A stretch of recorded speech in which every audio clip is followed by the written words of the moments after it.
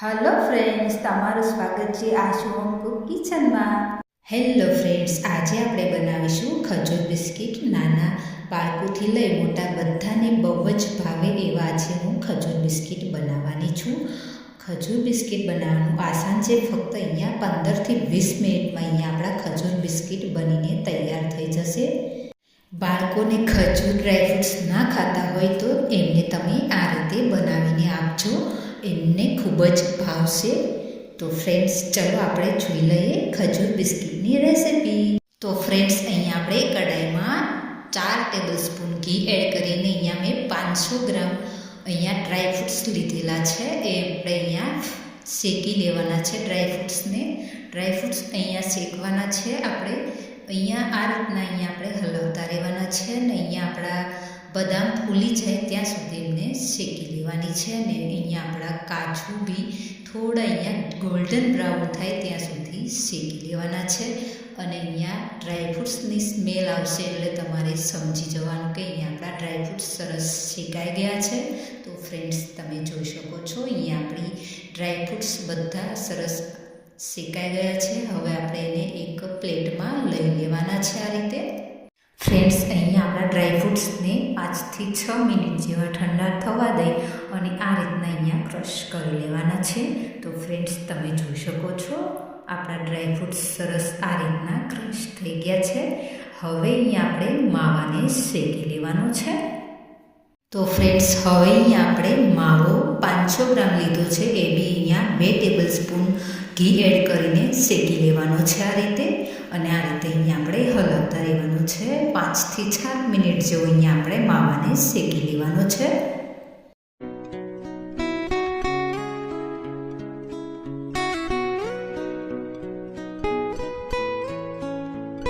તો ફ્રેન્ડ્સ, તમે જોઈ શકો છો અહીંયા આપણો માવો સરસ શેકાઈ ગયો છે. એકદમ ગોલ્ડન બ્રાઉન કલર થઈ ગયો છે. તો ફ્રેન્ડ્સ, આપણે એક બાઉલમાં માવાની સાઈડમાં રાખી દેવાનો છે આ રીતે.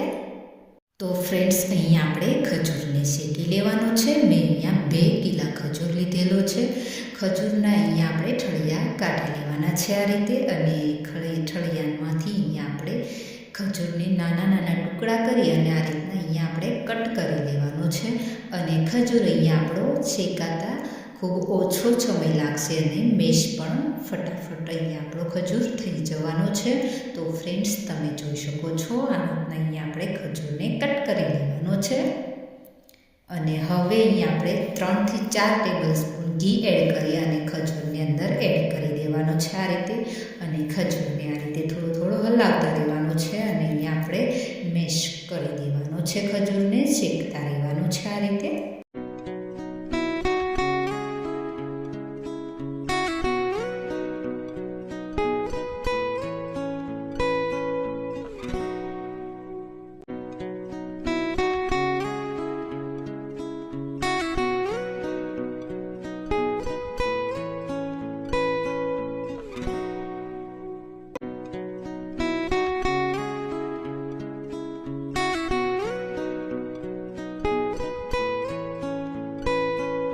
તો ફ્રેન્ડ્સ, તમે જોઈ શકો છો આપણે અહીંયા ખજૂરને આ રીતના હલાવતા રહેવાનું છે. અને અહીંયા આપણો ખજૂર સરસ મેલ્ટ થવા લાગ્યો છે.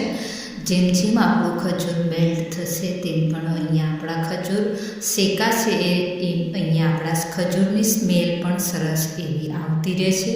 તો ફ્રેન્ડ્સ, તમે જોઈ શકો છો. અને અહીંયા આ રીતના થોડું અહીંયા આપણે મેશરથી આ રીતના પ્રેસ કરી અને ખજૂરને થોડો મેલ્ટ કરવામાં આપણે થોડી મદદ કરીશું. અને અહીંયા આપણો ખજૂર એકદમ મેલ્ટ થઈ જશે, એકદમ ગળી જશે. તમે જોઈ શકો છો ફ્રેન્ડ્સ. તો ફ્રેન્ડ્સ, અહીંયા આપણો ખજૂર એકદમ થોડા સમયમાં અહીંયા શેકાઈ જવાનો છે. તો ફ્રેન્ડ્સ, અહીંયા આપણો ખજૂર સરસ શેકાઈ ગયો છે. તો હવે અહીંયા આપણે શેકેલો માવો અંદર એડ કરી દેવાનો છે આ રીતે. હવે અહીંયા માવાને આપણે અહીંયા મિક્સ કરી લેવાનો છે આ રીતે. થોડો થોડો હલાવતા રહેવાનો છે અને માવાને મિક્સ કરી લેવાનો છે. તો ફ્રેન્ડ્સ, તમે જોઈ શકો છો અહીંયા આપણો માવો સરસ મિક્સ થઈ ગયો છે. તો ફ્રેન્ડ્સ, હવે અહીંયા આપણે ક્રશ કરેલા ડ્રાયફ્રૂટ્સ અંદર એડ કરી દેવાના છે આ રીતે. અને ફ્રેન્ડ્સ, તમે તમારી ચોઈસના કોઈ બી ડ્રાયફ્રૂટ્સ એડ કરી શકો છો. અને ફ્રેન્ડ્સ, અહીંયા આપણે આ રીતના થોડા થોડા હલાવતા રહીને બધા ડ્રાયફ્રૂટ્સના પાવડરને અહીંયા આપણે મિક્સ કરી લેવાનું છે. તમે જોઈ શકો છો ફ્રેન્ડ્સ. તો આપણો અહીંયા ખજૂર બિસ્કિટ બહુ જ સરસ એવા ટેસ્ટી બનવાના છે. ફ્રેન્ડ્સ, હવે અહીંયા આપણે ટોપરાનું ખમણ એડ કરી દેવાનું છે આ રીતે, અને અહીંયા આપણે મિક્સ કરી લેવાનું છે. અને અહીંયા આપણે 2 થી 3 મિનિટ માટે અહીંયા આપણે ખજૂરને શેકી લેવાનું છે. જેમ જેમ અહીંયા આપણું બધું ઇન્ગ્રીડિયન્ટ્સ મિક્સ કર્યા બાદ અહીંયા છેકાશે તેમ અહીંયા આપણા ખજૂરનો ટેસ્ટ સારો એવો અહીંયા આવશે. તો ફ્રેન્ડ્સ, આ રીતના અહીંયા આપણે ખજૂરને શેકી લેવાનો છે. ફ્રેન્ડ્સ, અહીંયા આપણે ખજૂર બિસ્કિટ બનાવવા માટે મેરી બિસ્કિટને યુઝ કરવાના છે. આપણે અહીંયા ખજૂર બિસ્કિટ ના દેખાય એના માટે અહીંયા આપણે થેપલી કરી અને આ રીતના ખજૂરના સાઈઝની થેપલી કરી લેવાની છે. અને ખજૂર ના દેખાય, બિસ્કિટ ના દેખાય એ રીતના અહીંયા આપણે કવર કરી લેવાનું છે બિસ્કિટને. અને આ પ્રોસેસ ખૂબ જ હળવા હાથેથી કરવાની છે, જેથી કરીને અહીંયા આપણા બિસ્કિટ ભાંગી ન જાય અને સરસ એવા અહીંયા કવર થઈ જાય. ફ્રેન્ડ્સ, તમે જોઈ શકો છો આ રીતના અહીંયા આપણે પ્રોસેસ કરવાની છે. ફ્રેન્ડ્સ, તમે જોઈ શકો છો આ રીતના અહીંયા આપણે હળવા હાથે આ રીતના પ્રેસ કરતા છે અને કવર કરી લેવાનું છે અહીંયા બિસ્કિટને. અને આ રીતના અહીંયા તમારે થોડું હલકું પ્રેસ કરી અને આ રીતના રોલ કરી લેવાનો છે ખજૂર બિસ્કિટનો. અને આ રીતના અહીંયા સરસ એવું એકદમ લેયર તૈયાર કરી લેવાનું છે. તમે જોઈ શકો છો ફ્રેન્ડ્સ. તો ફ્રેન્ડ્સ, અહીંયા તમે જોઈ શકો છો આ રીતના અહીંયા આપણું સરસ બિસ્કિટ તૈયાર થઈ ગયા છે. અને અહીંયા હવે બિસ્કિટને ગાર્નિશ કરવા માટે અહીંયા ટોપરાના ખમણમાં રોલ કરીને ફેરવીને આ રીતના આપણે ગાર્નિશ કરી લેવાનું છે. અને હવે અહીંયા આપણે કટ કરી લેવાના છે, પીસ તૈયાર કરી લેવાના છે ખજૂર બિસ્કિટના. તો અહીંયા હલકા હાથે અહીંયા આપણે સાકું પ્રેસ કરી અને કટ કરી લેવાના છે. બિસ્કિટને ભાંગી ન જાય એનું ખાસ ધ્યાન રાખવાનું છે. આ રીતના કટ કરી લેવાના છે બિસ્કિટને.